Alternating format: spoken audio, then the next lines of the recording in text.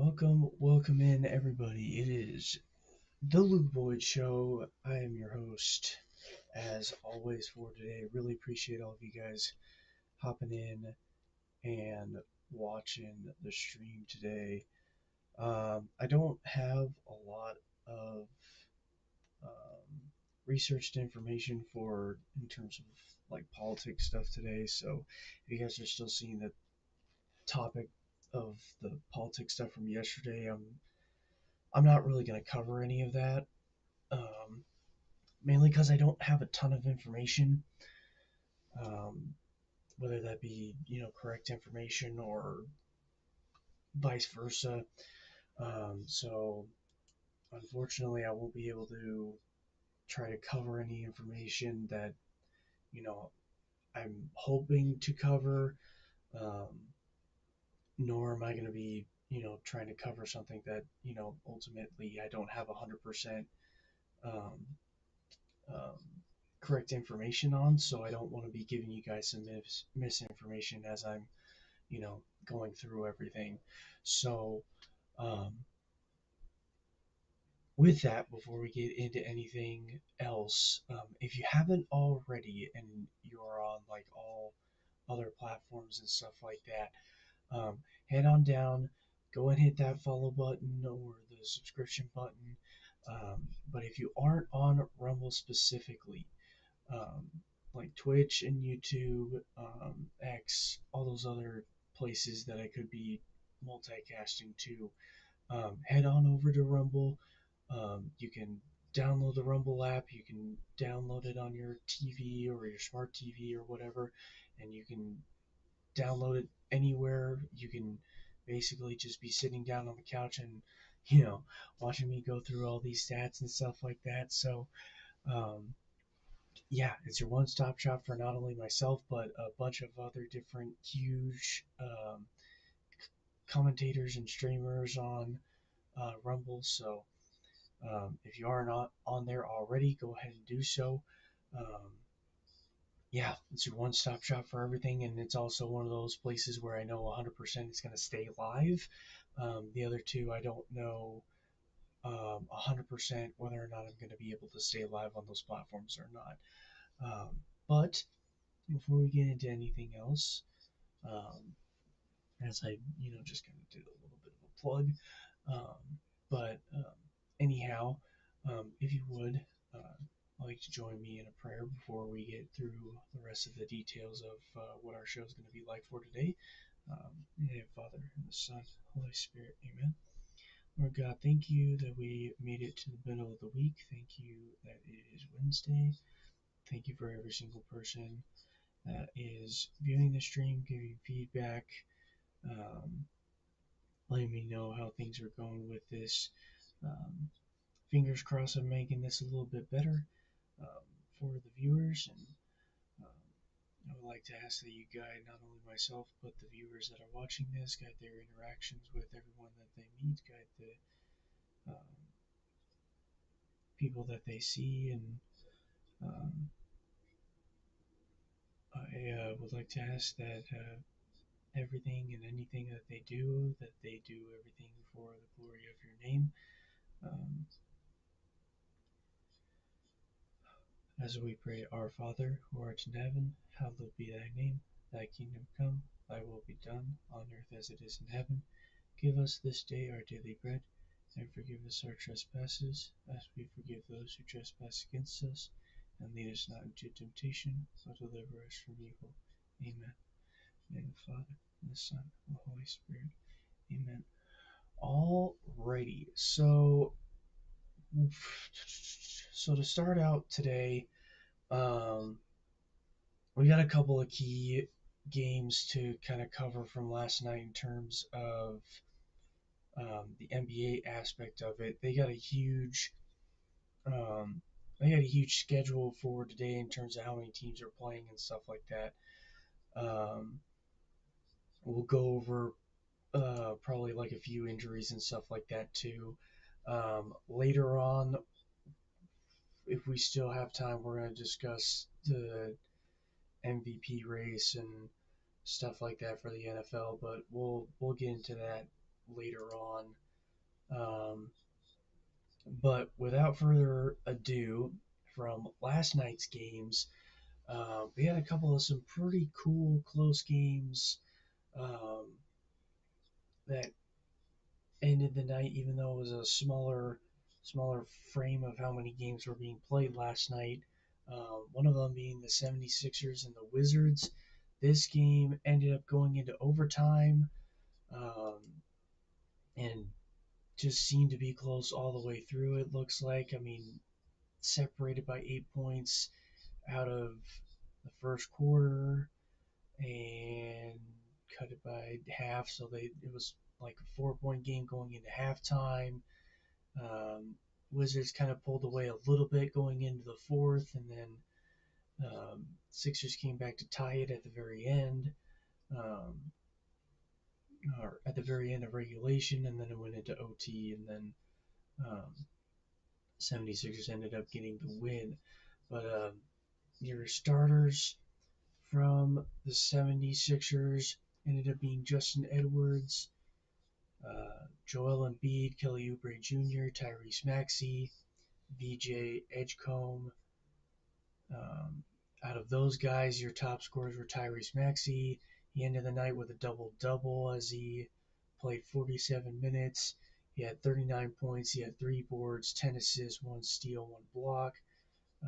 Kelly Oubre Jr. also had a double-double last night after 44 minutes of play. Had 17 points, 11 boards, 1 assist, 1 steal, 1 block. 4 of 5 from the charity stripe, and 3 of 5 from 3.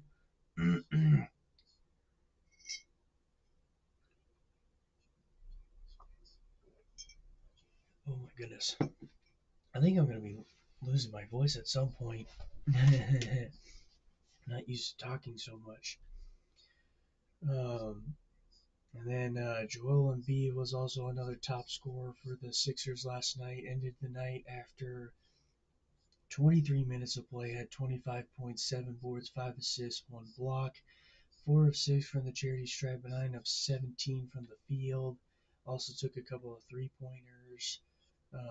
Ended up going 3 of 6 from 3. Top scorer coming off the bench for the 76ers, Quentin Grimes after 39 minutes of play, which probably was because Justin Edwards might have gotten injured, but that remains to be seen. Had 23, Quentin Grimes ended up having 23 points, 7 boards, 3 assists, 3 steals, 2 blocks, 6 of 6 from the charity stripe, and 7 of 17 from the field. So very solid outing for the 76ers squad as a whole. Moving into the Wizards starters from last night ended up being Chris Middleton, Keyshawn, or I think it's Keyshawn George. Either Keyshawn George or Kyson George, one of the two. Let me just make sure that this is off real quick, just so it's not having random alarms as I'm here. Keyshawn George, Alcazar, CJ McCollum, and Bob Carrington. Top scorers from those guys, who also had got a couple of guys with a couple of double doubles from that squad last night as well. You stupid phone. Let me just organize that real quick. Sorry about this, chat. Or lazy gentlemen, but ended up with. Okay, sorry. Top scorer from the Washington Wizards ended up being Alex Czar. He ended with a double-double after 34 minutes of play with 31 points, 11 boards, 5 assists, 2 steals, 2 blocks. 2 of 2 from the charity stripe, 3 of 7 from 3, 13 of 23 from the field. Next guy right behind him was just shy of a double-double and kind of close to a triple-double. Keyshawn George ended the night after 40 minutes of play, had 20 points, 9 boards, 7 assists, 2 steals, 1 block. Did not cash in from the charity stripe, but was 4 of 7 from 3 and 8 of 17 from the field. Let's see. Another player that had a double-double from last night from the starting crew ended up being Chris Middleton. He ended the night after 31 minutes of play with 13 points, 10 boards, 3 assists, no steals, no blocks, 4 of 4 from the charity stripe, 4 11 from the field. So he probably could have gotten a lot more points had his shot gone off a little bit more, but unfortunate for him, he only went 4 of 11. So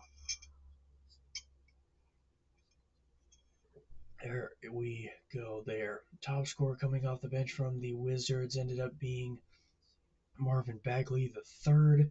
The end of the night after 19 minutes of play with 14 points, 7 boards, 3 assists, 2 steals, 1 block, 2 of 4 from the charity stripe, and 6 of 7 from the field.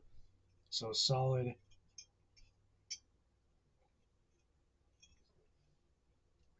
outing from the Wizards as well. As I kind of stated earlier from Capital One Arena, it was a very close game all the way through. But ultimately, the 76ers ended up getting the win as they take the win and start out the season undefeated 4-0. 139 to 134 is your final score from Capital One Arena in DC. So there's that. Moving on to another, what was originally, I think this was airing on it was NBC. There's games airing tonight on ESPN. But this was one of the key games that ended up kind of going back and forth. I think the Knicks were up by a big chunk at one point, and then the Bucks came back. So this kind of was a flip-flop back and forth all the way through. Let's see, OG Anunoby ended up playing for the Knicks, but ultimately the Bucks ended up getting the win. The starters for the Knicks from last night ended up being OG Anunoby, Karl Anthony Towns, Mikal Bridges, Landry Shamet, and Jalen Brunson. I believe Shamet was in tonight because one of the key starters for the Knicks ended up being out due to an injury. I can't remember the name off the top of my head. I'm sure I'll break it down when we get into the injuries coming into basically week 2 of the NBA season. Let's see. Top scorers. Usual suspect, Jalen Brunson having himself a night. He ended the night after 35 minutes of play with 36 points, 4 boards, 3 assists, and 2 steals. 7 of 9 from the charity stripe and 14 of 25 from the field. Like, this guy is having himself a monster season so far. So don't count him and the Knicks out just yet. Even though they're 2-2 to start the season, like, I just keep an eye for the New York Knicks because they're gonna have some fun this season, I think. Next to follow Jalen Brunson was Mikal Bridges. He ended the night with a double-double. After 39 minutes of play, he ended up with 24 points, 11 boards, 6 assists, 1 steal. 5 of 5 from the charity stripe, 3 of 7 from 3, and 8 of 16 from the field.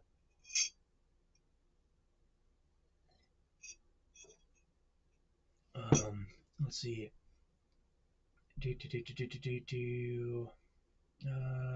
Karl Anthony Towns almost had a double-double, but just fell short.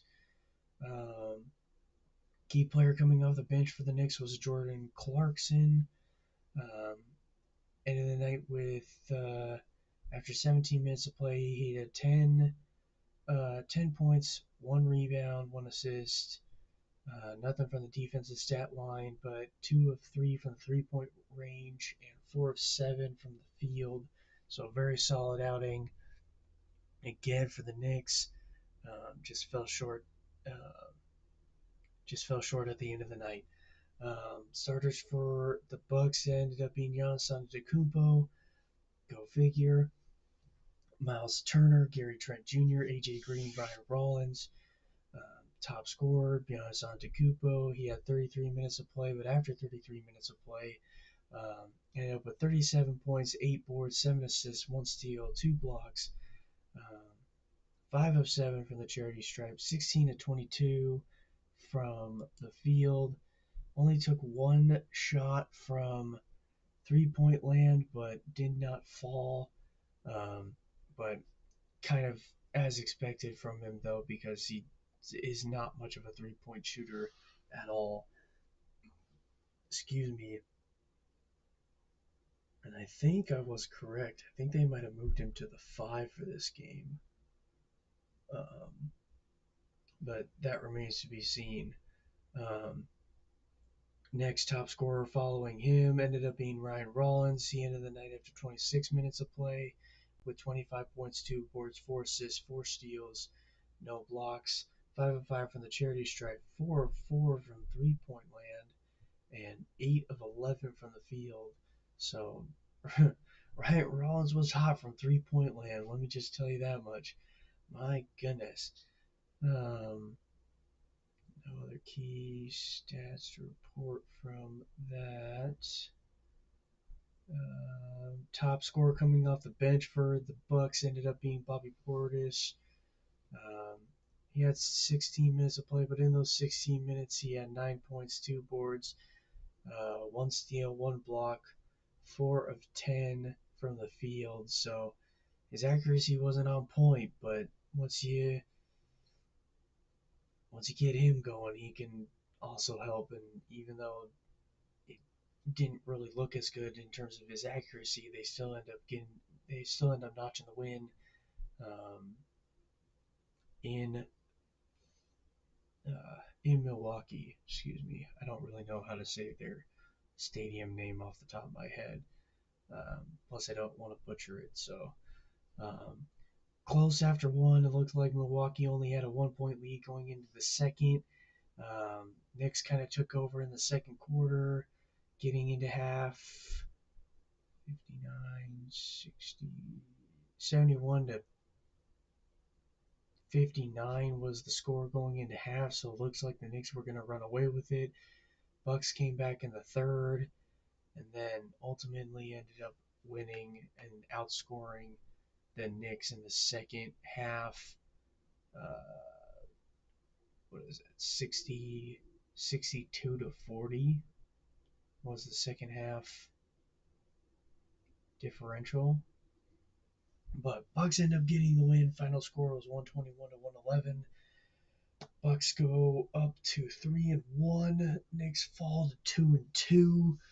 But like I said, don't sleep on the Knicks because they're going to be coming back with a vengeance come playoffs in April. So, but that's all I got from both those games. Moving on to the Thunder and the Kings. Not gonna lie, because I thought that the Thunder was gonna. I think I ended up predicting the Thunder originally, but in the back of my head, I was kind of just like, I think that give me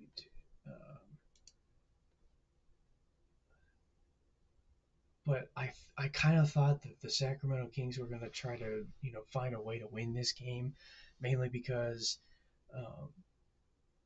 Thunder had played a game the night before, so I thought that they were going to be like a little bit gassed coming into this game. But fortunately for them, they ended up coming out with a win. Let me just look and remind myself here. Yes, okay, so I did pick Thunder. But anyhow, Thunder ended up getting the win only by like 6 points, which probably had a little bit of a factor in terms of them playing last night's game as to why it was so close in this one, but um, that kind of remains to be seen because it was in OKC, the Paycom Center. Um, but yeah, it was one heck of a matchup back and forth. Um, Even though the Kings are now 1-3, could have very easily given the Thunder their first loss of the season. Um, but as we kind of take a look at the starters from the Kings from last night, it ended up being Domantas Sabonis, Russell Westbrook, DeMar DeRozan, Dennis Schroeder, Zach LaVine. Those were your starting five from the Kings. And then top scorers from the Kings ended up being Zach LaVine. After 35 minutes of play, ended the night with 23 points, 4 boards, 3 assists, 7 of 7 from the charity stripe, 4 of 6 from 3, 6 of 13 from the field. Um, so he had a huge contribution. Um, DeMar DeRozan followed behind him with 33 minutes of, or excuse me, after 33 minutes of play, ended up with 19 points, 1 board, 3 assists, 2 steals, 5 of 6 from the charity stripe, 7 of 14 from the field. And Russell Westbrook looked like he had himself a night. He was pretty close to a double-double. Um, Ended a night after 30 minutes of play, had 16 points, 9 boards, 4 assists, 1 steal, 4 of 8 from 3, and 6 of 16 from the field.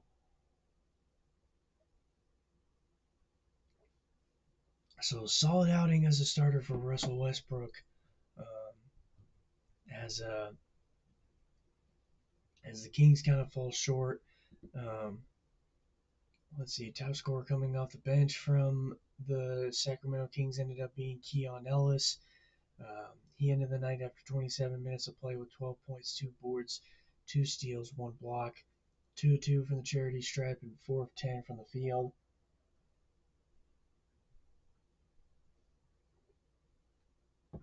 Excuse me. And but yeah, almost every single starter from the Kings ended up in double figures.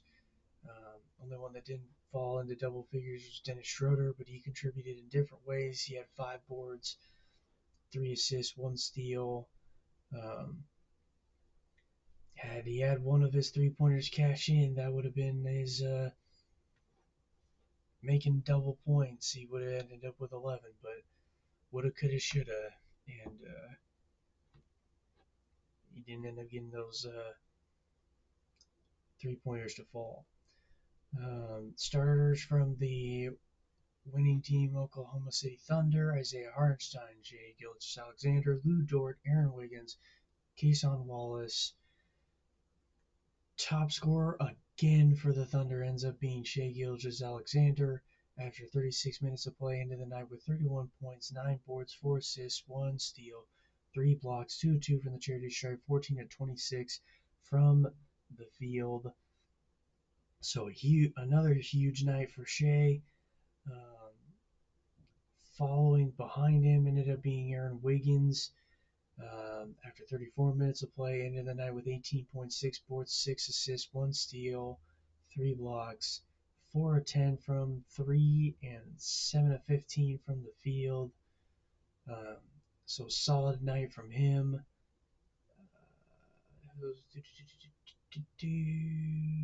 Top scorer coming off the bench once again was Ajay Mitchell for the Thunder. After 24 minutes of play, had 18 points, 1 assist, 2 steals, 1 of 1 from the charity stripe, and 7 of 15 from the field. So a solid outing from Mitchell.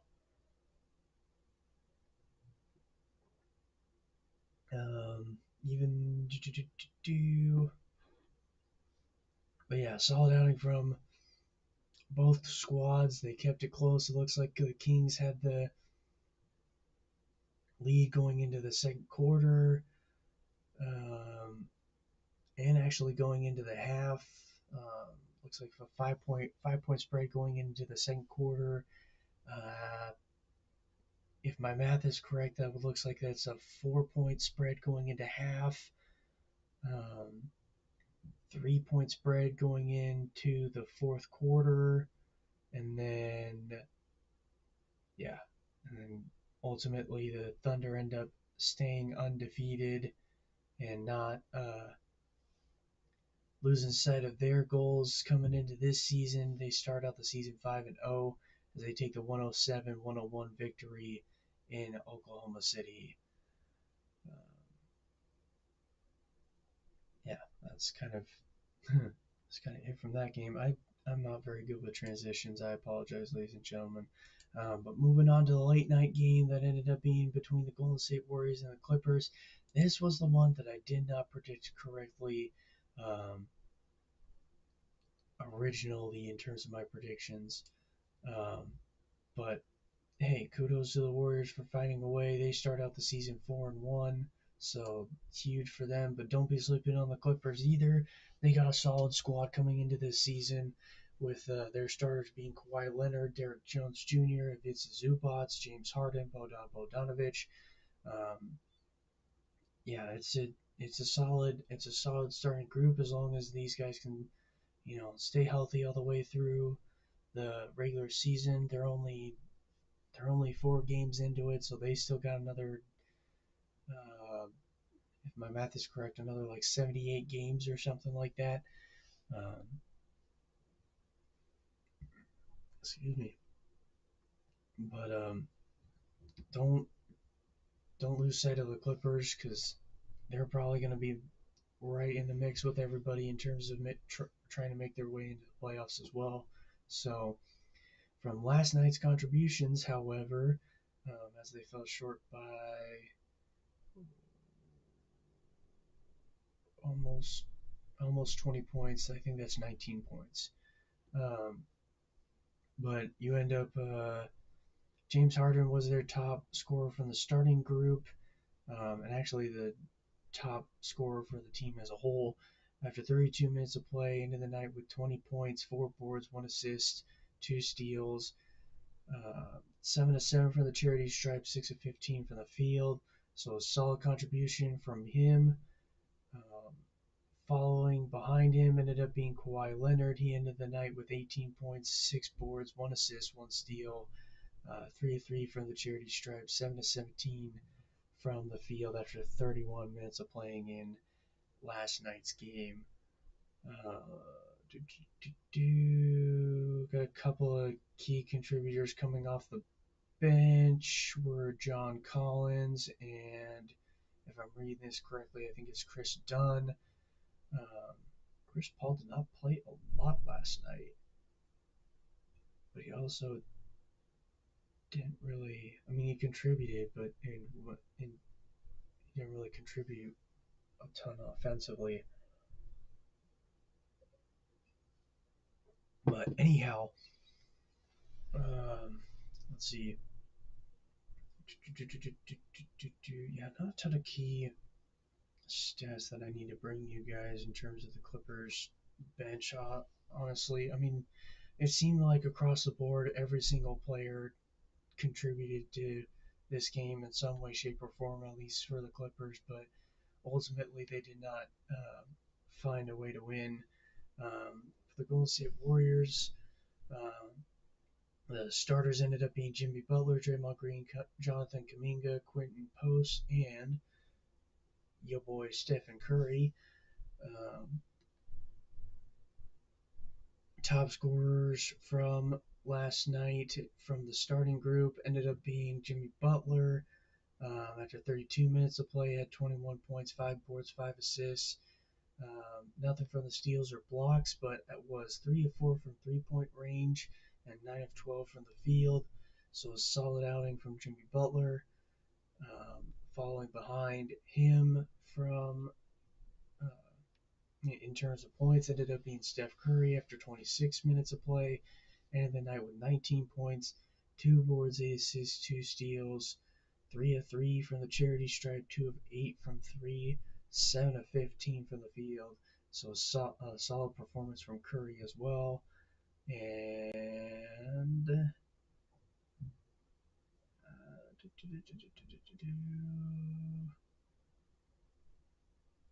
Draymond Green contributed as well, but not really much to report off of that. Coming off the bench, top scorer coming off the bench for the Warriors ended up being Brandon Pajemski. He ended the night with, after 27 minutes of play, had 12 points, 5 boards, 4 assists, 1 steal, 1 block, 2 of 6 from 3, and 5 of 10 from the field. So he had a solid accuracy night.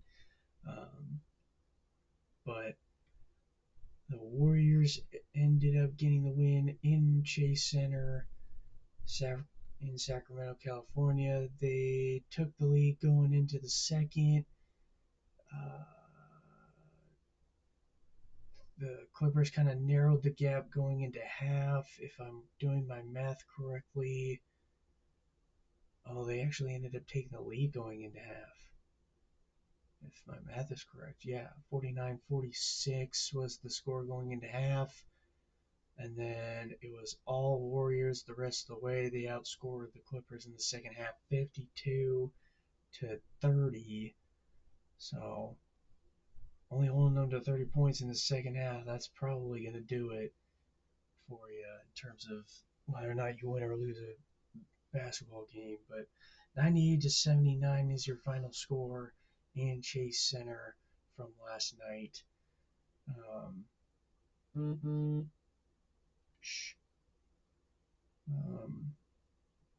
Anyhow,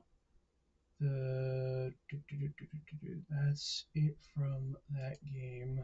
I didn't really watch a ton of highlights from the Warriors and Kings games last night, so my apologies if you wanted more information from that. But looking into the game windows for today, once we get off the air here, it looks like about a half an hour for once we get off the air. Well, actually, in terms of this post, it's probably, oh, it might be sooner. It might be sooner or later. We're gonna see much sooner apparently. At least these are, they must have bumped a lot of these games up a little bit since I posted it earlier, or since I posted the, from when I posted it earlier today, but I could be wrong. That coverage might actually be like a half an hour early and tip off at 4 or something. I don't know. I don't know all the details in terms of the time, so don't give me, um, don't don't bash me for it.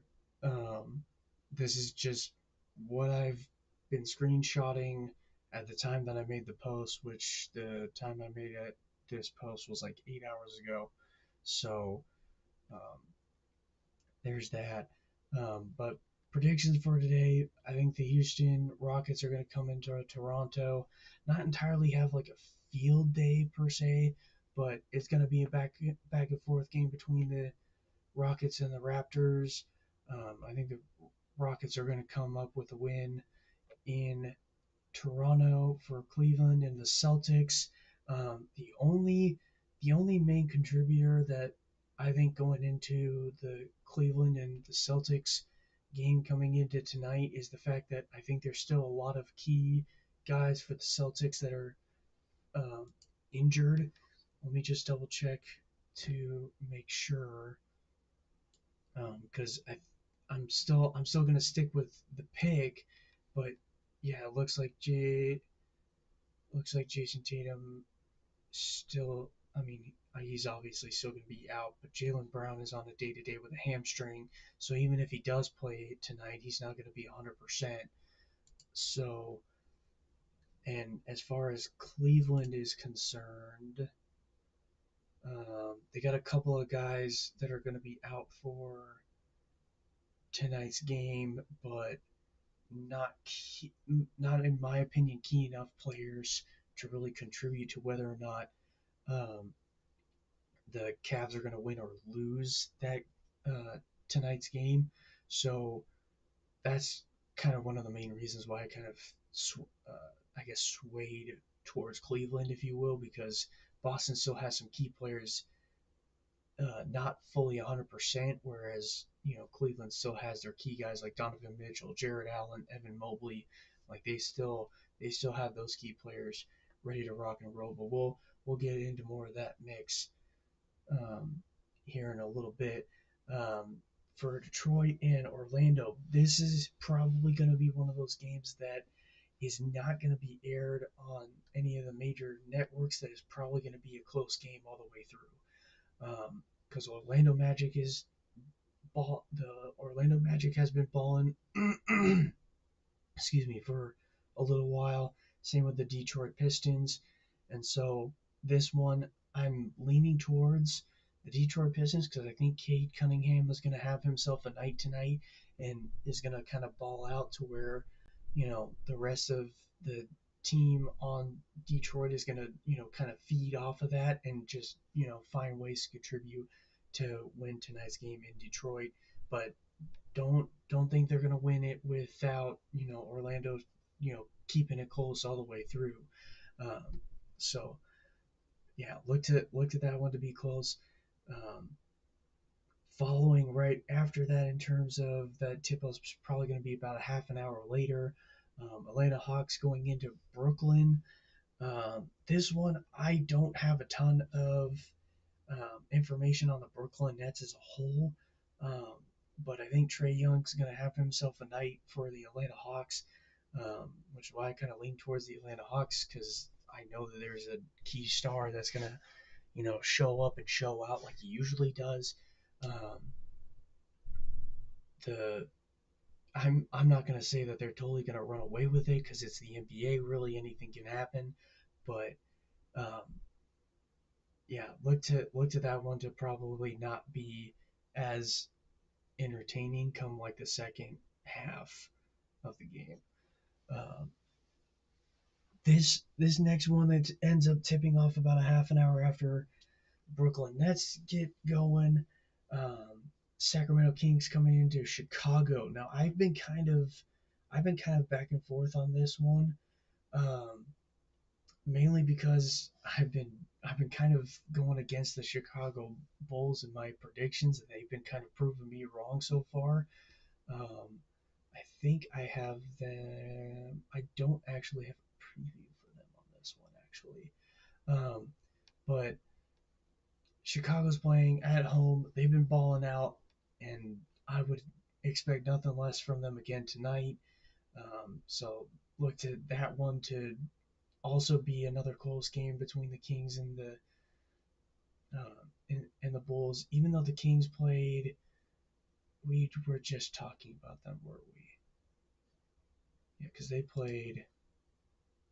Yeah, because they played the Thunder last night. So look to the Kings to make this game close because they had lost a close one against, yeah, because they had lost a close one against the Thunder last night. So they're going to be going into Chicago to try to, kind of have a bounce back game. But I think Chicago's going to find a way to win against the Kings later tonight. Um, this next one that ends up following that ends up being or is going to be the Pacers going into Dallas. Um,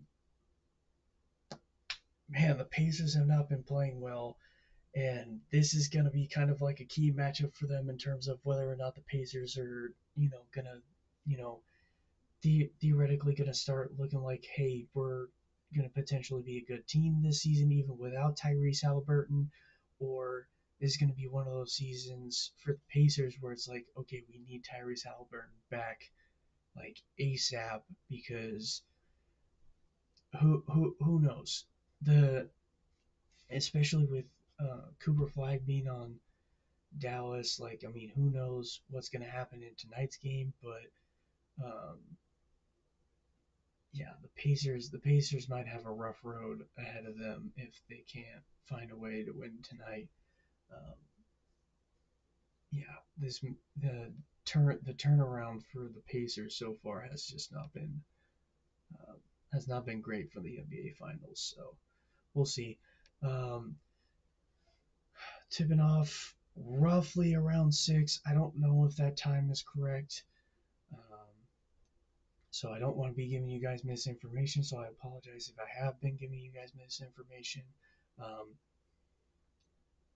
Pelicans going in Denver.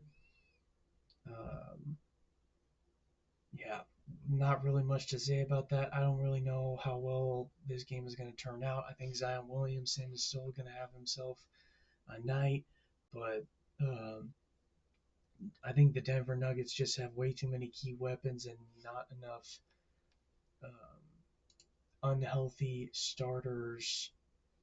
Um, yeah, but even with that injury, that's not going to be enough for me to sway my decision here at all. Like, yeah, they have way too many weapons. They got Nikola Jokic, they got Jamal Murray, they got Aaron Gordon. Like, they got a huge, they got a huge squad coming into tonight's game. So this one might not even be close.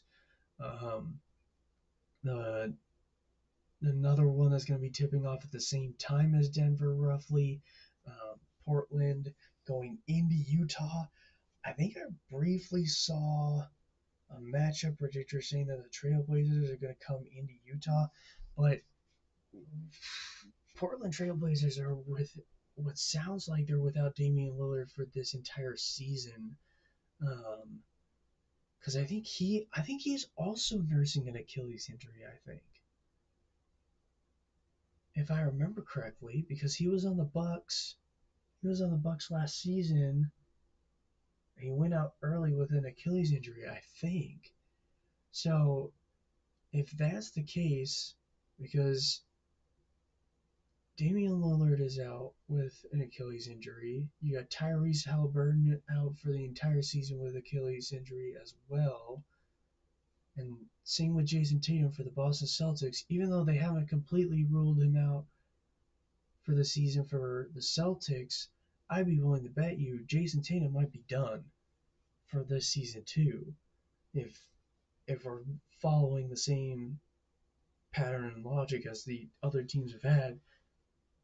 I mean, granted, both for the Celtics and um, for Jason Tatum and for Damian Lillard, they both kind of went out roughly around the same time. Um, you would think that he wouldn't be back in. I mean, if he is, he's probably gonna not be back in until like basically the playoffs are kind of decided for the most part, um, in terms of who's going to be in, who's going to be out. Um, but who knows? That remains to be seen. But anyways, I think Utah. Um, I think the Utah Jazz is going to find a way to find a win, because we'll get more into details about why I kind of think that. But anyhow, I think the Jazz are going to win tonight's game. Um, Later on, the second window that's on TV, it looks like it's going to be on ESPN. So look to Inside the NBA tonight, because they're going to have some fun with tonight's game with the Lakers and going into Minnesota.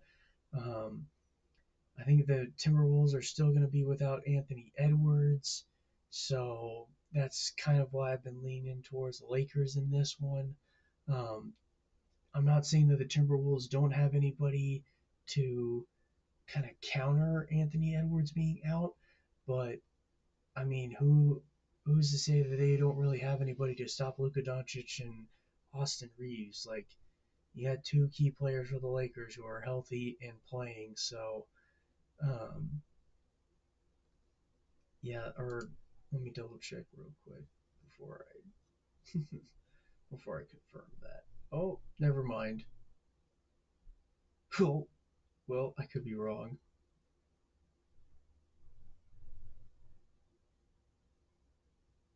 Never mind. Luka Doncic is not playing tonight, and neither is Marcus Smart or Gabe Vincent. Well, nope. I'm still sticking with the pick because they got Austin Reeves. Um, Not just because they have Austin Reeves. I'll get into more depth of that preview here in a moment. But you got the Memphis Grizzlies and the final game to tip off later tonight in terms of the late game. Um, probably only going to be close because there's not really a ton of key stars from both of these teams, but because there's certain uh, players that aren't as healthy for the Phoenix Suns, that's why I'm kind of leaning towards the Memphis Grizzlies on this one. And as far as I'm aware, I think outside of like one or two losses, the Grizzlies are playing really, really well as well. So um, there's that. We kind of talked a little bit about this game. Uh, yeah, yeah, I was kind of talking. Yeah, so yeah, get rid of that. Get rid of that. This one, or excuse me, this game with the Utah Jazz, and I'm kind of going to go back to this one, um, mainly because the Jazz are coming off Markkanen's 51-point outing from, I want to say Monday, I think was the last time that they played, um, which was kind of huge. I don't expect Markkanen to kind of go off like he did on Monday. Um, because if NBA's kind of got like a theme, they have like maybe one or two games where they score that much, and then they immediately follow that with a like semi decent game. They don't like totally pop off in the next game. Um, but this one's only, I would say this one's a key matchup just mainly because, Utah Jazz looking for their third win of the season. Same with the Portland Trailblazers. They're 2-2. So, I mean, both of them are looking to, um, try to get some separation in the conference, and um, obviously the Jazz are looking for a bounce back season after last season. They were just not clicking on any cylinders for the most part. Like they're starting out 2-1 to start this season, but they've only played like 3 games so far. So um, look to potentially see the Jazz play a lot more this upcoming week 2 of basically week 2 of the NBA season at this point. Um, but yeah, um, going back to oh boy, well I probably should have gone with the Timberwolves, but man, did I really just go with an underdog on this one? What the heck? They also just played each other. What the heck? And they're playing again tonight? They played each other 5 days ago? Or, yeah, 5 days ago? That's crazy. I mean, yes, there's a lot of more key guys out for the Lakers tonight in terms of Luka Doncic in particular, but I don't I don't know how correct that is. I mean, I guess we'll find out. I guess we'll find out how correct that is because it's just I don't know. Both these teams are 2-2 coming into this game. Like both these teams have key starters out in Luka Doncic and Anthony Edwards, so who knows? Who knows? Who's like basically key thing coming out of this game is who's going to be the key guy to step up and take over for both these teams. Is it going to be Austin Reeves of the Los Angeles Lakers, or is it going to be look at the depth real quick? Or is it going to be somebody like James McDaniels or Julius Randle or Nas Reed or even Dante DiVincenzo might find a way or something, Um, they potentially are either. I would say they're probably going to go with Mike Conley to start in Anthony Edwards' place for tonight. I think. Yeah, I think that's probably what they're going to go with. But yeah, key starters out. This one might be close all the way through, and so this might be a good key coming into tonight. It looks like 5:30 is going to be tip off. So or as soon as the Celtics in Cleveland gets done, they're probably going to tip off like maybe 5-10 minutes after that or something like that. So could be around that time, could be a little bit later. Um, so yeah, other key other key injuries for in terms of around the NBA. Pacers still have a ton of players out. It looks like they're just banged up. So that's probably a bad pick on my part, but um, we'll see. They're probably going to prove me wrong because Benedict Mathurin is out, Andrew Nemhard's out, so and Obi Toppin is out. Like, man, after they had a huge season, they're just banged up everywhere. Kyrie Irving is still out.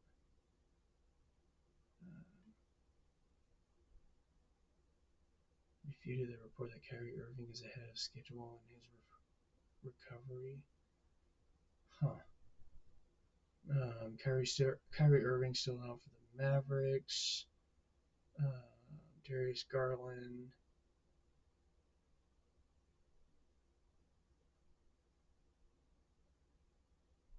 Oh my gosh. To the G League's Cleveland Charge on Monday? That's crazy. Just because of an injury? I've never seen that before. But I also haven't really been covering this a lot, so I mean, I just started covering this since opening day of this season, so yeah, it's kind of what was that? Oh, Grizzlies and the Suns. Yeah, because the Dallas Mavericks and the well, that's not it. Dallas Mavericks and the Pacers are pretty banged up. Anyhow, um, kind of going away from the um, kind of going away from basketball for a little bit. We're going back into coverage of the World Series here. I mean, I can't continue to just miss my picks every single time with this, can I? I mean, I could be proving myself correct and just be helping the Blue Jays win or something, but I don't know. Um, it looks like the turnaround kind of did more wonders for the Blue Jays than it did the Dodgers. Um, but who knows? I mean, it was a must-win game in Game 4 for the Toronto Blue Jays. They ended up cashing in. Final score of last night's Game 4 ended up being 6-2. Um, Blue Jays.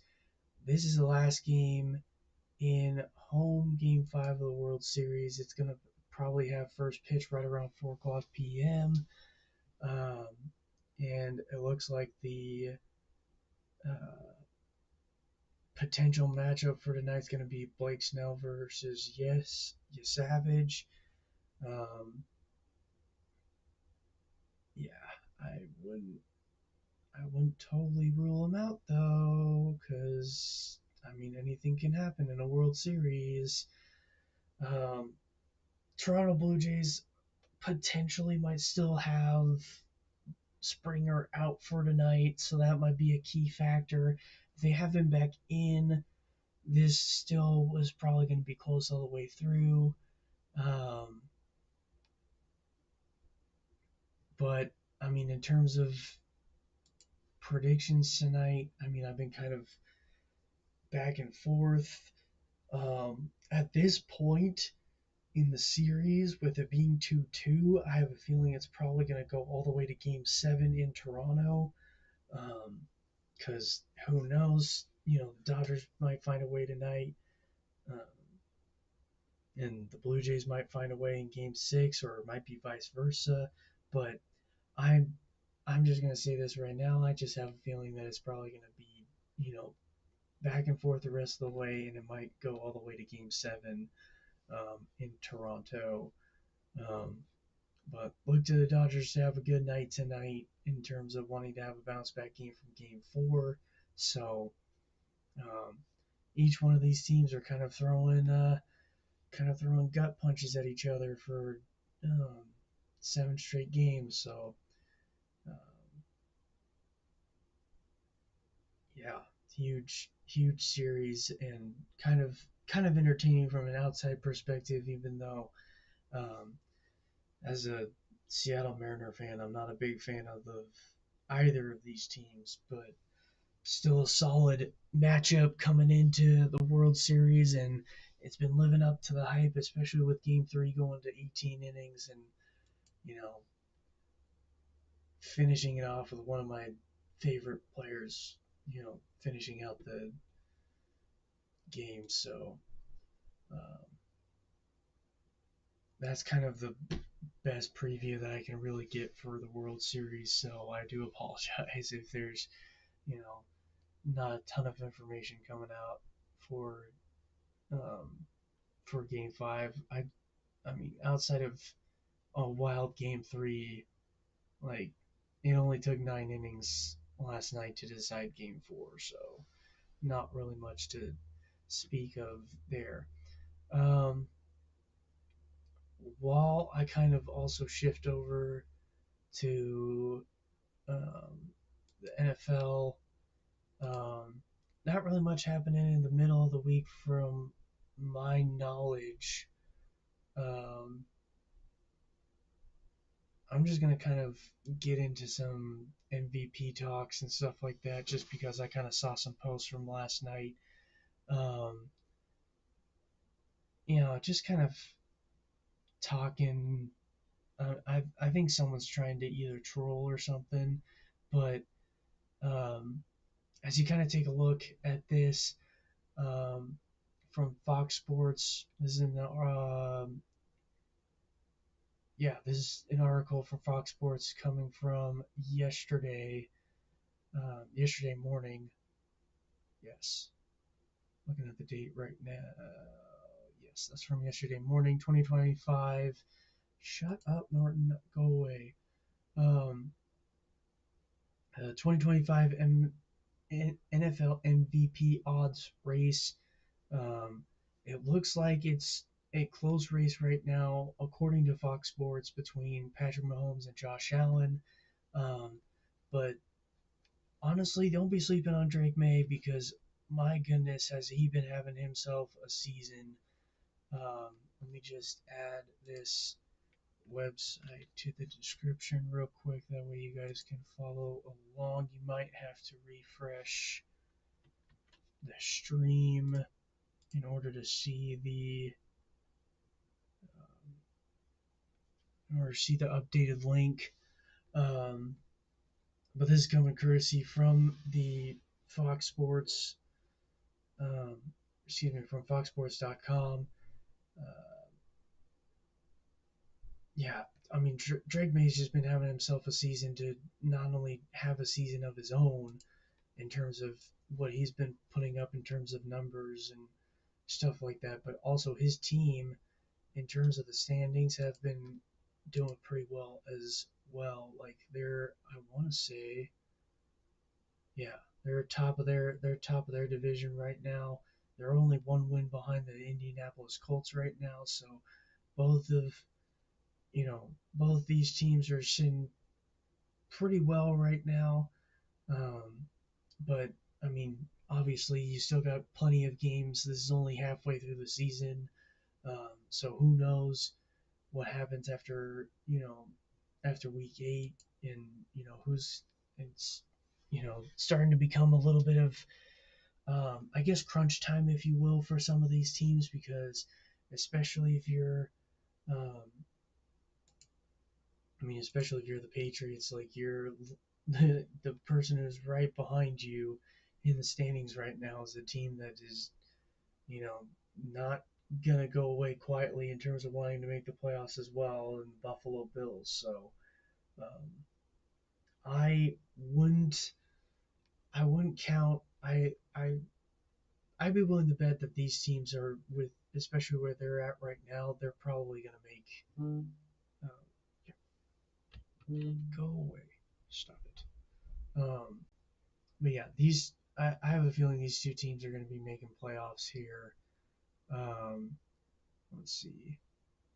And I mean, honestly, I think if the Colts keep playing the way that they've been playing for the past 4 games now, because they're on a 4-game winning streak, um, yeah, look to Indianapolis to probably make it like they're going to be heading into the postseason as the division champs for the AFC South. So, um, but anyhow, getting back to the MVP talks, um, the number one running back that looks like it's even close to having a conversation in terms of who's going to be the MVP is Jonathan Taylor, but I mean, not a solid. Um, I don't know. I guess maybe I'm kind of kind of back and forth with who I think is going to actually end up winning the MVP, but I don't think Mahomes has played well enough to even be. I mean, maybe I should take that back. I mean, they're 5-3. They're middle of the pack in the AFC West. Like, I mean, he's been putting up pretty good numbers, sure, but I mean, he's right behind Justin Herbert. I mean, okay, 17-4 touchdown to interception ratio. Only been sacked 14 times. I mean, his completion percentage is right there with a lot of the quarterbacks in this league. So, I mean, I I don't know. I don't know if that's actually accurate. Um, the only reason why I would lean towards somebody like Daniel Jones and Drake May is because of the fact that their teams, excuse me, have been have been looking like they're winning a lot more games. Um, if I were to make probably a top 10, or excuse me, not a top 10, didn't I make a top 5 like last week or something like that? I thought I made a top 5. Here, let me open this up real quick. I'm pretty sure I made a top 5 quarterbacks last week or something. Oh, that's not it. Shoot. Okay. Well, I'm probably not gonna find it, but oh well. Um, let's see. Let's go with QBR rating from the next page, and let's go completion percentage. Um, I mean, okay. I guess they're kind of proving me wrong. I guess. Um, no, actually, no. I take that back because I mean Drake May is top 5 in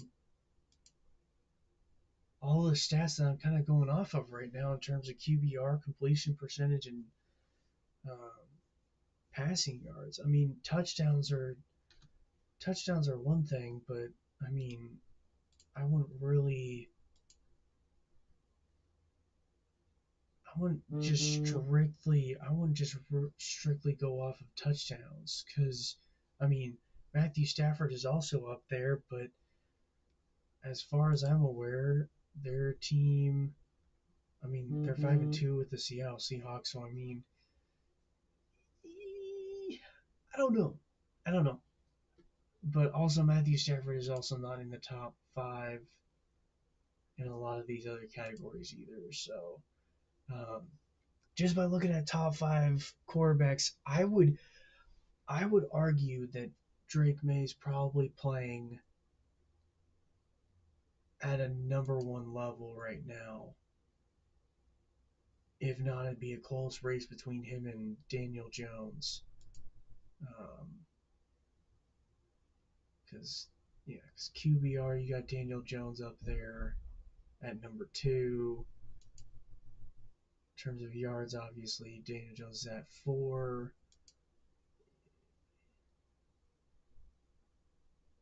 What the heck? Let me refresh this page.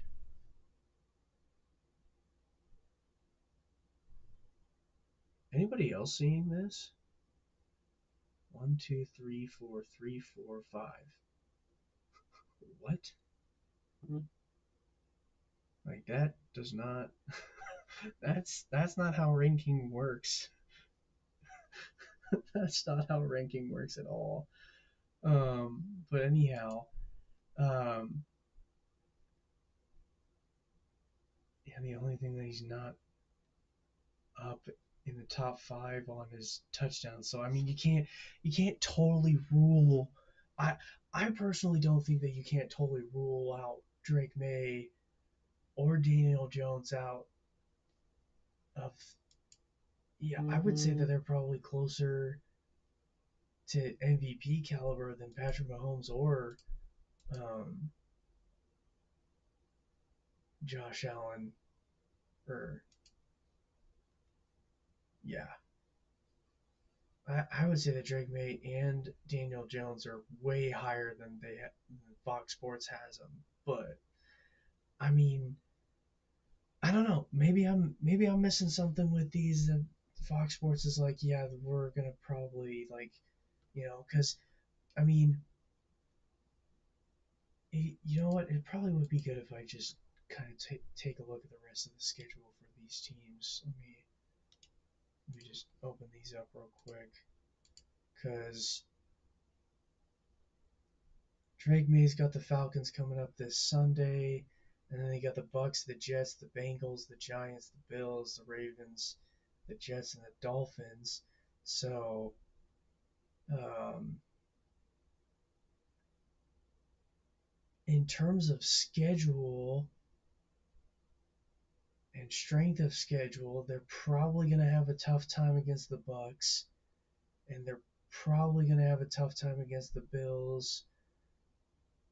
Don't really know about the Ravens. They do play the Jets twice, so and they still have to play the Dolphins one more time as well. So it's it remains to be seen, but I mean I'm not going to count the Jets out either, especially since it's interdivision matchup. But I would be willing to bet you that Drake May is probably going to have himself, another couple of games where if not, he's probably going to be balling out for the rest of the season with the way that this schedule looks like for him.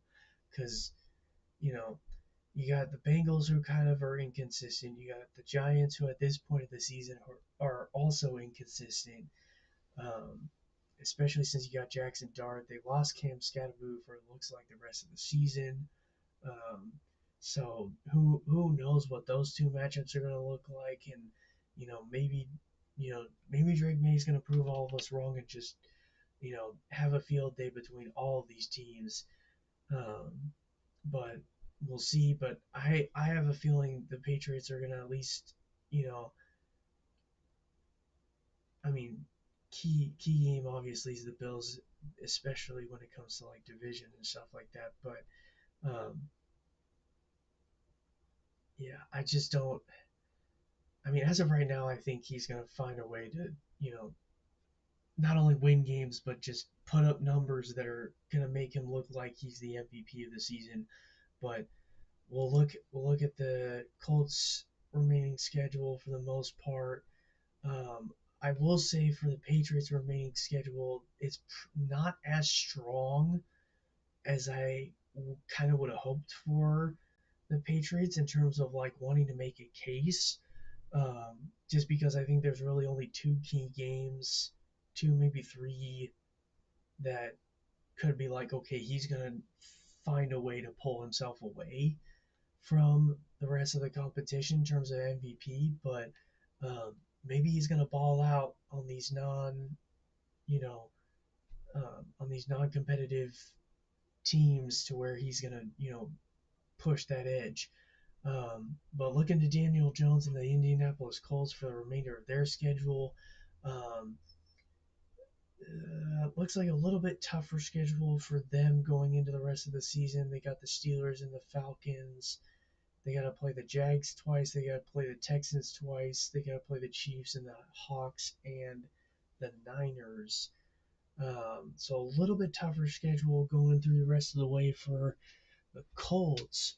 Um, but I still, but I mean, if Daniel Jones ends up finding a way, and Jonathan Taylor does what he does against a lot of these key games, especially with the interdivision matchup between Texans and the Jags, the Colts might find a way. Um, Especially with Daniel Jones, I think Daniel Jones might actually, you know, hopefully can help himself to, close that gap. Um, because I think Daniel Jones is having himself a comeback season, if anything. Because I don't think him playing for the Giants kind of really did himself any justice. I think this is kind of him kind of proving a lot of the critics wrong in New York, that he wasn't much of a good quarterback at all. Which, I mean, to say the least, he didn't really play well for the Giants. So, I mean, that kind of remains to be seen. But I mean, it's going to be huge, if the Colts can find a way. Um, Let me just look also at the Bills' remaining schedule because I know they play. I know they play the Patriots only once, um, but they have the Chiefs this weekend. Oh my gosh, that is a matchup. Holy cow! We got the Chiefs and then Dolphins for the rest of the season.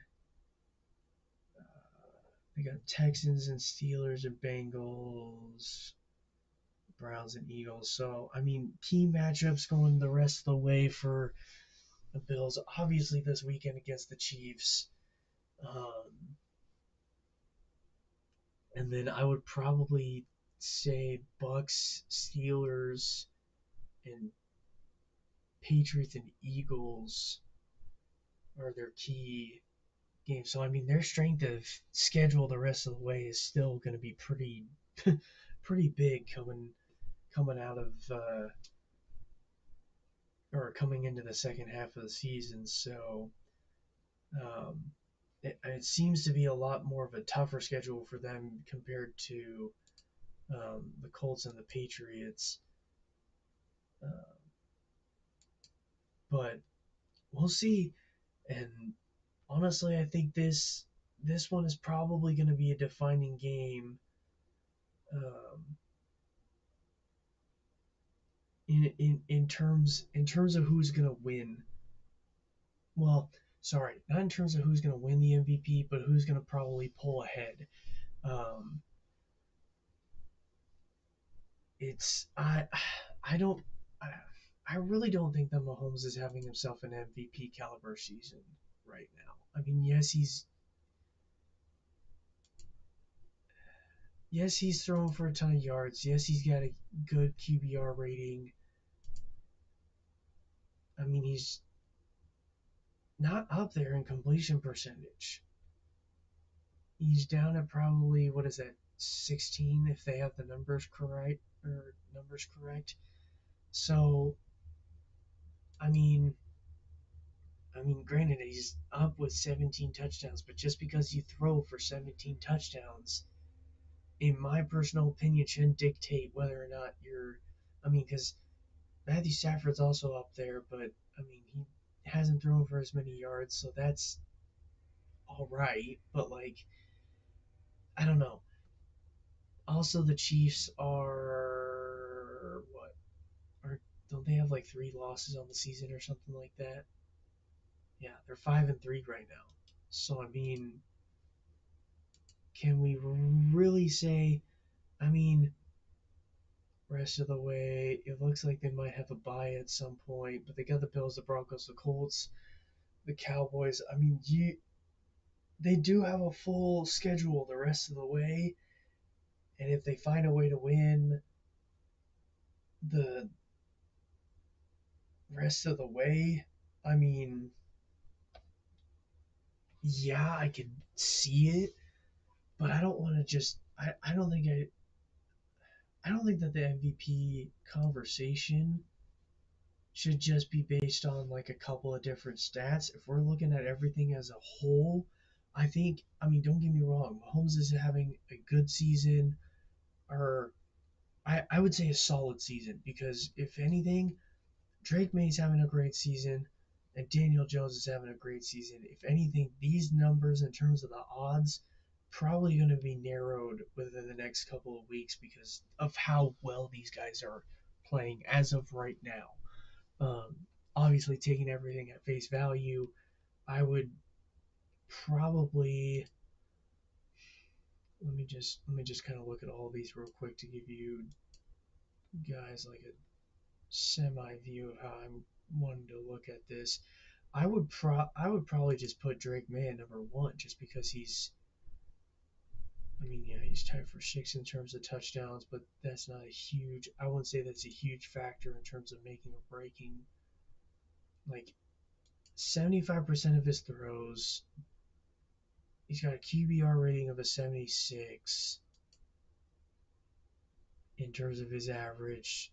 He's been throwing for over 2,000 yards so far this season. I mean, and he's played every single game. He has been sacked 28 times, but I mean, even though he's been sacked 28 times, they've been finding ways to win games. So, if anything, I would put Drake May at number one. Let me look at all the other stats for Daniel Jones and Patrick Mahomes. I'm not trying to downgrade any of these players at all either, but I mean, I just don't think that he's playing at an MVP caliber level. Um, but that's probably why, in terms of discussion, you could pretty much put any of these guys that are in the top five here, um, except for Lamar Jackson because he hasn't really played as many games. I would even put Jordan Love in that category just because of how well he played, especially against the Pittsburgh Steelers last weekend. Um, he kind of balled out last week, so or not last week, last Sunday, excuse me. Um, but yeah, because even Jordan Love's completion percentage is up pretty high right there with Daniel Jones. Um, some of you are probably going to be in the comments being like, so if you're looking at all of these and you're seeing Dak Prescott in that, why, why it won't, or why, why wouldn't I put him in kind of a top five scenario? Or if not, he's like an if not five, he's like number six looking in. Reason reason why, part of it is because they haven't been winning games. They're 3-4-1. Like, granted, totally get I totally get what you're saying in terms of like the stat line. Like Dak Prescott is definitely top 10, if not top 5 in terms of quarterbacks, but I definitely, for this situation, I would probably go, oh geez, if I were to make a top 5 right now, frick.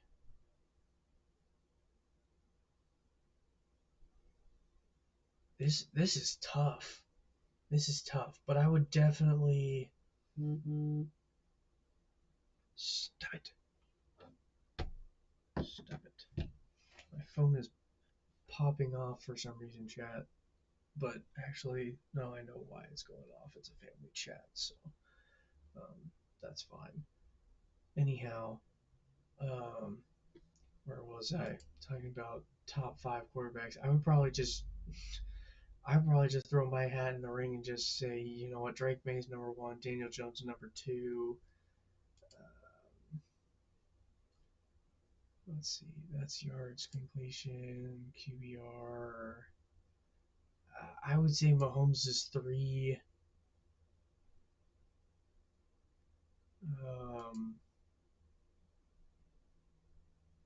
yeah, I would say Mahomes is probably number three, and then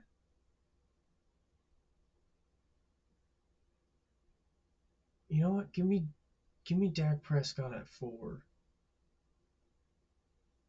I mean his team hasn't really been showing out in terms of winning games, but in terms of his performance and where he's at stat wise, I can't dock him.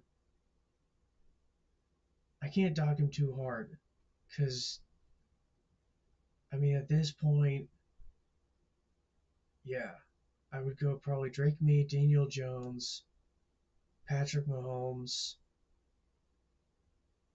Dak Prescott, and then probably like Jordan Love or either. No, I would probably say Jordan Love because then I would probably give like honorable or like six or seven to like Justin Herbert and Jared Goff maybe. Yeah, yeah. Just the main reason for Jared Goff though is he's just not or he just hasn't been completing as many yards. Um, his QBR also isn't as high either, so that's kind of a that's kind of a huge factor for Jared Goff. I mean, if Jared Goff can find a way to close the gap over these next few weeks, like that'd be amazing to see. But yeah, right now I'm sticking with my top five: um, Drake May, Daniel Jones, Patrick Mahomes, Dak Prescott, and then um, kind of a fight, if you will. Well, no, I would say five is Jordan Love. Yeah, but yeah, I would kind of just imagine Drake May swapped with Dak Prescott and then Jordan Love in at five in terms of top five players at quarterback specifically. Let me just look at rushing.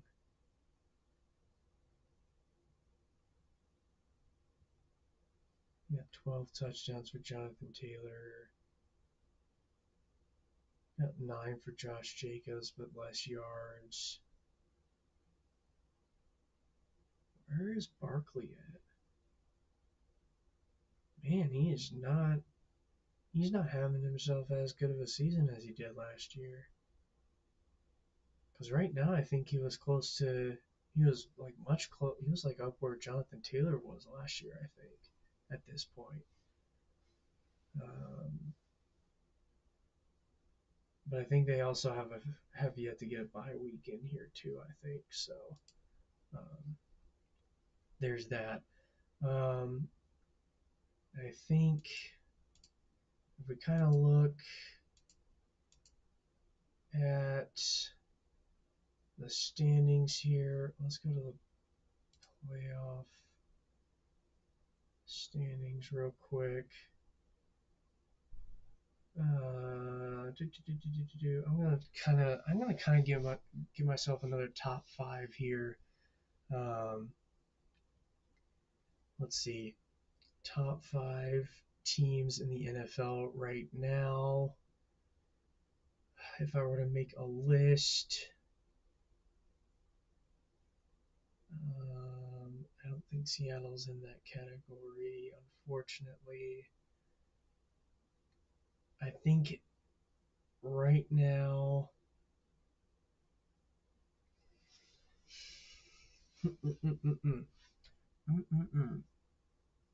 So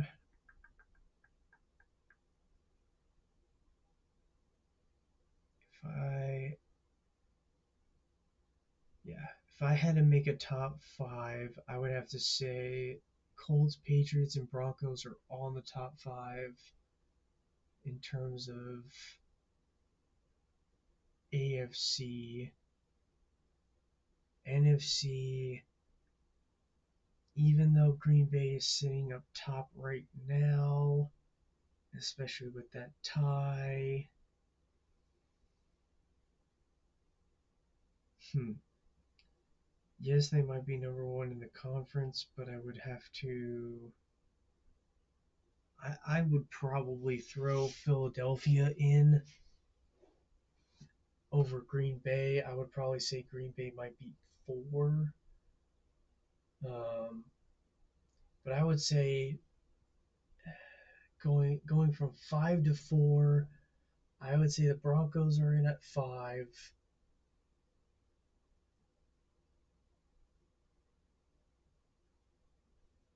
Uh, I'm just trying to think. Yeah, Broncos in at 5. I would say Eagles at 4.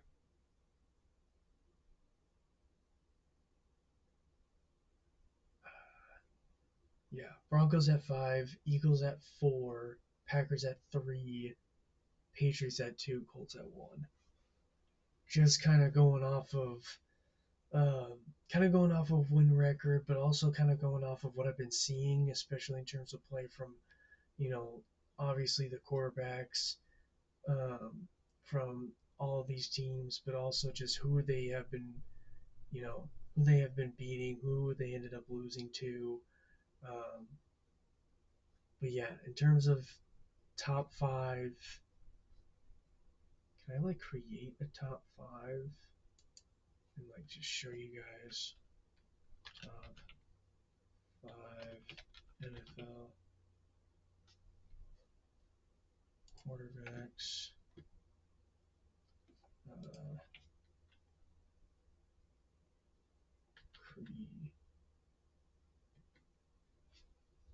creator.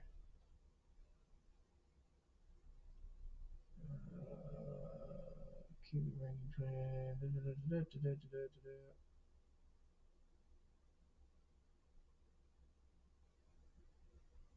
Oh, they even have the power rankings. They have the power rankings out for this week. Who does this have? Wait, what?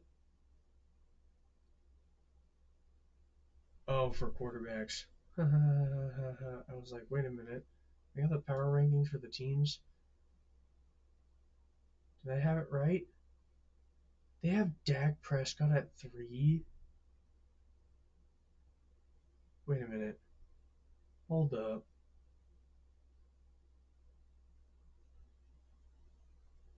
When was this made?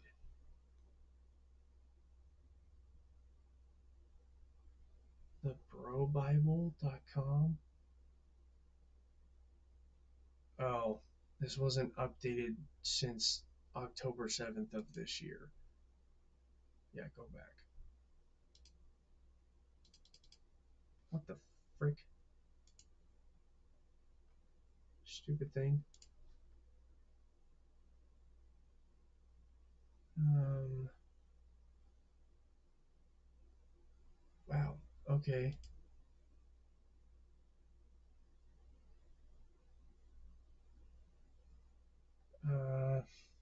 Jeez, I really need to. NFL top 5 teams creator. Oh, I can't spell.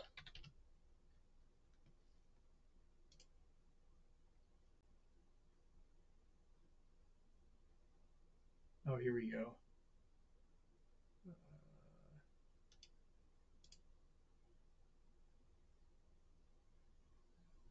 Quarterbacks jersey edition. Here we go. All right. All right. All right. All right. All right. All right. Oh boy. Oh boy. Interesting. Well, I think I know. Here, actually, give me like 30 seconds, ladies and gentlemen. I will be right back. But we're gonna be getting into some of these um, creator picks here in just a moment. Um, but just kind of look at this as like top 5 um, as my potential top 5 in terms of quarterbacks and teams. But give me just like 30 seconds. I'm gonna be right back. Don't have a be right back. This is not the end of the stream. Just, yeah, give me like 30 seconds. I'll be right back. Ooh.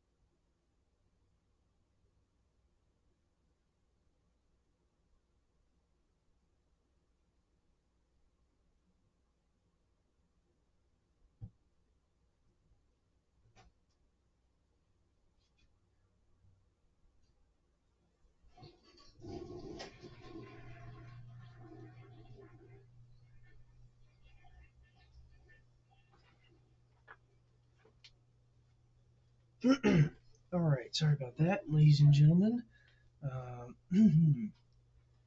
We are back already. Do, do, do, do, do, do, do, do, do, do, do. All right, appreciate you guys for bearing with me on this, because I'm just kind of doing this on the fly today. Oh, look at that, we're starting to run a little bit on time, but oh well. Please don't look at these ads. Don't worry about them. I don't think there's anybody else in contention for the number one pick contention except for the Jets at this point. If I'm looking at the. Oh, never mind. Tennessee Titans and the New Orleans Saints. My bad. I knew that they were playing bad. I just didn't know how bad. But yeah, all three of those teams are there. Let's see, Super Bowl favorites. Who are my Super Bowl favorites? I would say, give me my top five teams. What was I looking for here?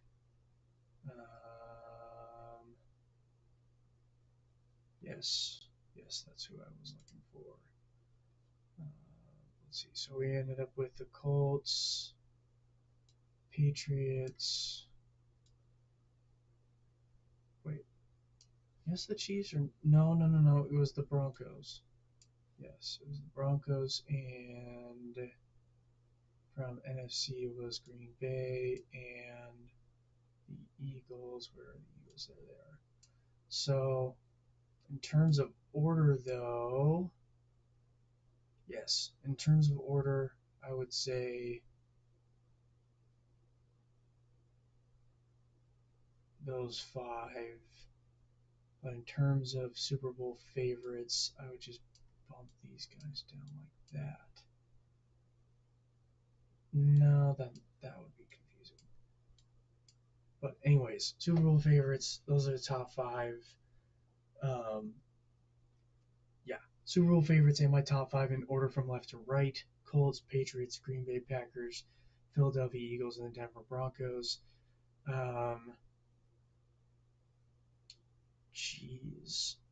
Um, mm, Playoff teams.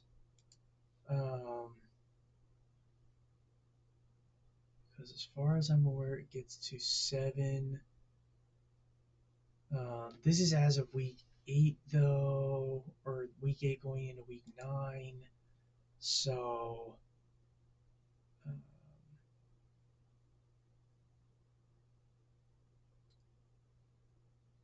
I would, with the Dolphins,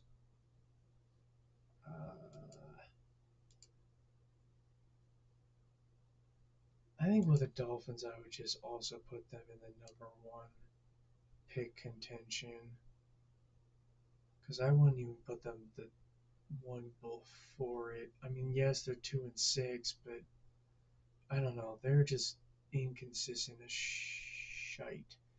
Um, let's see. In terms of playoff teams from the AFC, give me the Steelers, give me the Chargers, um, give me the Chiefs, give me the Bills. From the NFC,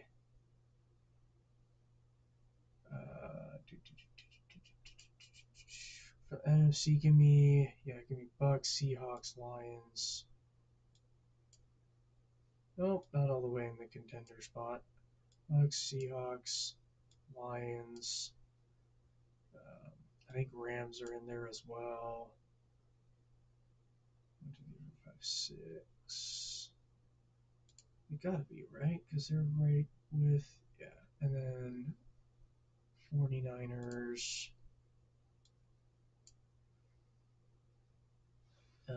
Potential.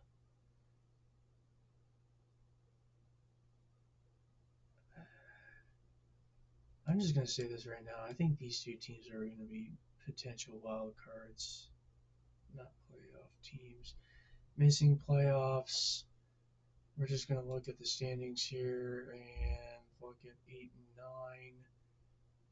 Jags and the Texans and Bears and Panthers. That's kind of crazy to be talking about like that. Jags and what was the other one that I was? Oh, the Texans. Jags and Texans and Panthers and the Bears, I think is what it was looking like. Is that right? No. Oh no, that's not what I wanted to do. Give me back to the standings.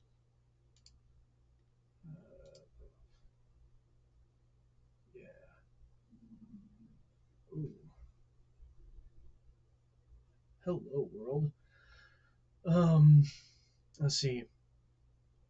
But yeah, in terms of, and then you got all these other teams that, I mean, in my personal opinion, all these other teams you don't really. I mean, I guess you could call the Cardinals young and intriguing. I guess, um, but a lot of these other teams are just kind of. I mean, I guess it would probably be the best to put them in mediocre at best category, I guess, because they're just inconsistent. Um, unfortunately, like they've just been not winning games where they probably could be winning those games. They're not. Um, um, they're kind of losing to teams that they should be winning against, and they're winning against teams that they should be losing to, or vice versa, and or maybe even for some of these teams, they're not even winning against teams that you know that they should be beating, and it's just the inconsistency for all these teams. It's just I don't even know where to really put them in these rankings. So, um, but yeah, like I was saying earlier, my top five in terms of quarterbacks, I wouldn't even label this as Super Bowl favorites. I would just say top five after week 8. Number one pick, I would say number one draft pick after week 8.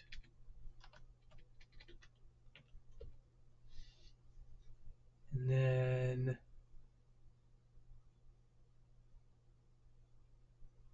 yeah, and then that's it for that one. Because I'm not really going to try to throw all these teams in terms of all the rankings and stuff like that. I just mainly want to do a top five. And then we'll just say for this one, we're going to go top five.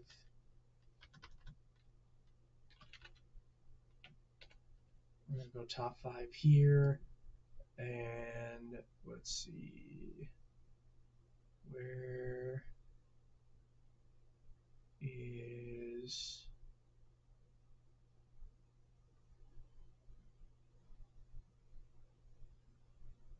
No, that's Jordan Love. I put him at 5, though. That's Daniel Jones. Where's Drake May? Am I just missing him? That's not Drake May, is it?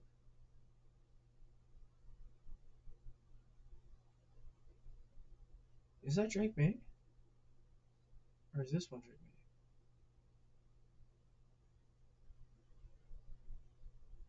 I'm sorry, chat. I don't know what he looks like.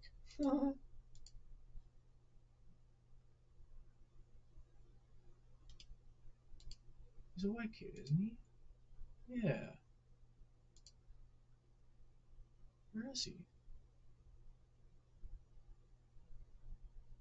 This is supposed to be quarterbacks, isn't it?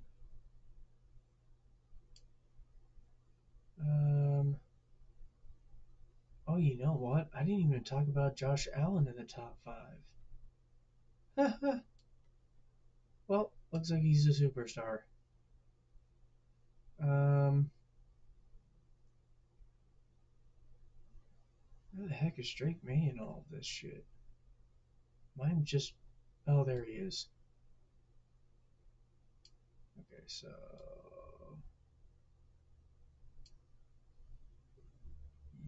Yes. I think that's right. And then I would put Dak Prescott. Where's Dak Prescott? There you are. And then I put Dak Prescott number 5. But yeah, that's a visual of the top 5 quarterbacks that I have. I completely spaced on Josh Allen, so I mean he could probably very easily make. I mean you could very easily make a case for him to be in the top 5. If not, he'd be right next to Patrick Mahomes in my opinion. Um, but I mean, just kind of just going off of all the stats and stuff like that down the line, like I mean, in terms of yards, Josh Allen's not up there this season. He's only at 15, like a little over 1,500 yards passing. So there's that. I mean, do I really have two pages of the same thing? I do. What the heck? His completion percentage is down a little bit, but not the end of the world for him. Touchdowns. Oh, this one was probably supposed to be QBR. And I mean, his QBR is also not as good for this season so far either. So, I mean, I don't know. I don't I don't really think Josh Allen has really kind of closed any gap at all for this season. It's not to bash him per se. It's just one of those situations where yes, the Bills are still playing well, even though he's not contributing as much as he did in the previous season. Um, it's just one of those things where um, when you're kind of looking at all the stats as a whole, you're making a top five list. Um, the way that I see it, I just you gotta look at more than just one statistic and call it a day with it, because if you just looked at one statistic, like say for example touchdowns, this would be a completely different story because your top five would have Aaron Rodgers and Justin Herbert in your top five. And I know for a fact that both of those players, with how inconsistent their teams have been playing, I mean, granted, the Steelers have been winning a ton of games this season. I mean, they're 4-3, but even still, like just just the little key things like that, you kind of have to do more than just take everything at face value, especially just one stat line, because as a whole, I don't think. I mean, in a sense, this is kind of making a case for why Josh Allen is not as close in the MVP conversation as I think that this article is making it out to look like. In fact, I would kind of argue that Josh Allen's kind of lower. Same with Matthew Stafford, and I would kind of bring up Drake May and Daniel Jones a little higher in these conversations because they have been playing as a whole a lot better than Patrick Mahomes and Josh Allen. Just, I mean, not just going off of one stat line, as you kind of saw how I was breaking all of this down. It's like all the stats as a whole. Granted, I mean, I didn't really look a ton into the interceptions ratio or into the interception stats and who's been throwing the most picks, but like